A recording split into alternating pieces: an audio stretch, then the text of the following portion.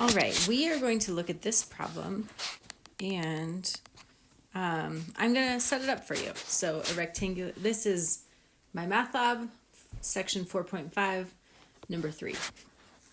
A rectangular tank with a square base, an open top, and a volume of 256 feet cubed is to be constructed of sheet steel. Find the dimensions of the tank that has the minimum surface area. Okay, so what do we know? We know that the volume is 256 feet cubed. That is what's called our constraint. And then we know that we are looking for minimum surface area. So we're going to try to optimize the surface area. Those are the two things we want to know. Let me switch colors. So constraint. It is that 256 equals the volume. The volume of a rectangular tank is going to be length times width times height, right? So if we have, let's draw this. Oops.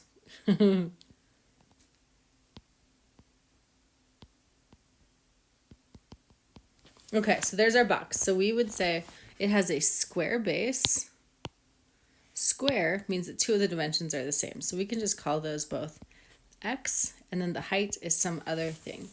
So the volume of this box would be x squared times y. So this is something that we know to be true, and we're going to use that. The next thing we're going to do is optimize. What we're optimizing is the area. So I'm just going to call it A.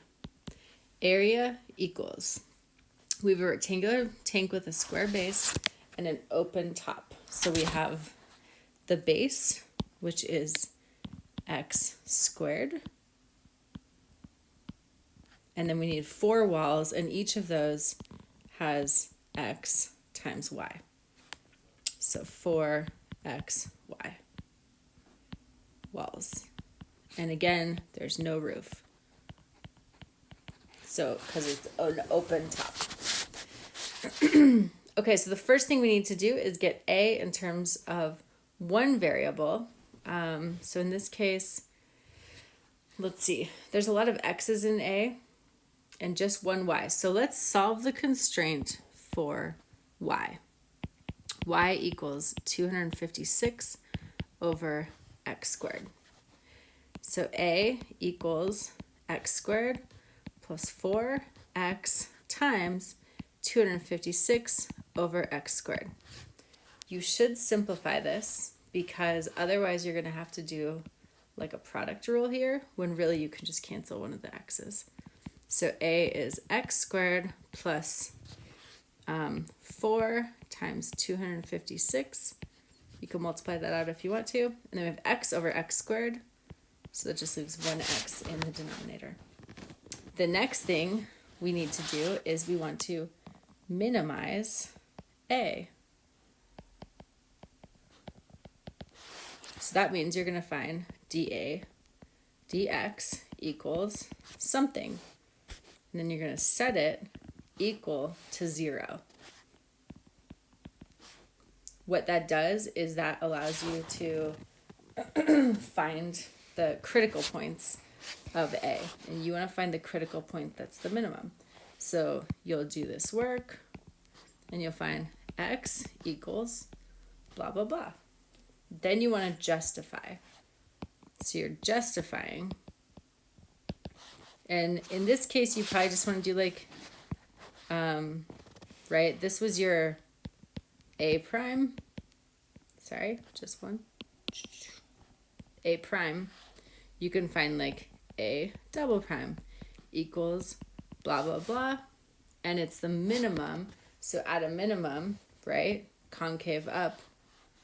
So you want A double prime equals whatever, which is greater than 0. So it's a minimum. And then here's your x value, whatever that is. and then you plug it back into here to solve for y, or really into there.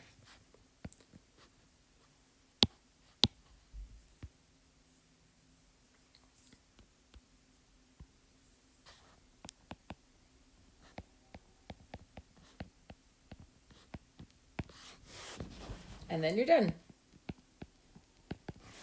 Okay, so let me know if you have questions.